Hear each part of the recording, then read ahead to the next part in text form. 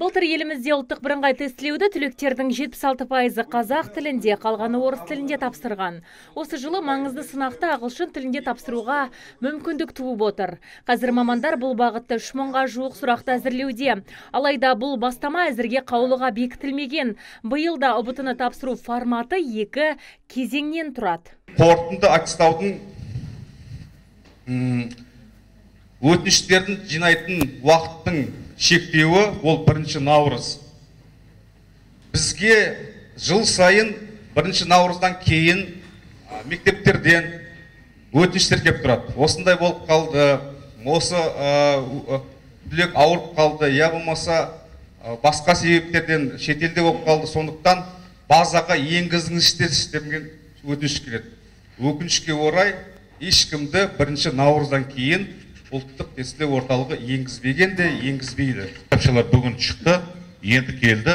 Бірақ осыған дейін мынау аудан және қалалық білім бөлімдері сол мектептерді енді орысша айтқанда заставить етіп, осыларды сатқызып жатыр. Соған қалай қарайсыздар?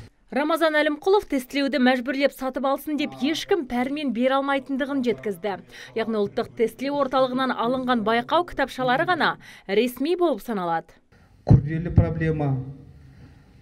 Көбісі ұлттық тестілеу орталығымен келісім шартқа отырып, осы тест сұрақтарды сол жерден алдық дейді.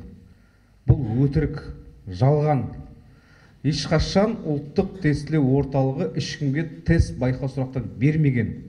Беру бізге қажеті жоқ. Өткен бұл біздің өзіміздің табысымыз. Сол табыстың арқасынан тест құрастырушыларға надбавка береміз, басқасын береміз. Сондықтан бұл жалған сөз, ресми түрде сіздерге айтайын. Бір басқа бір сканермен шығарған келісім шарттарды көрдік бізде. Екінші мәселе бар.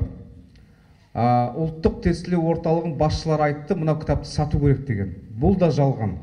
Биылдан бастап мемлекеттен бөлінген грант саны алдын ала 3 жылға шығарылады. Осыған дейін бұл ақпарат жыл сайын жаңартылып тұратын.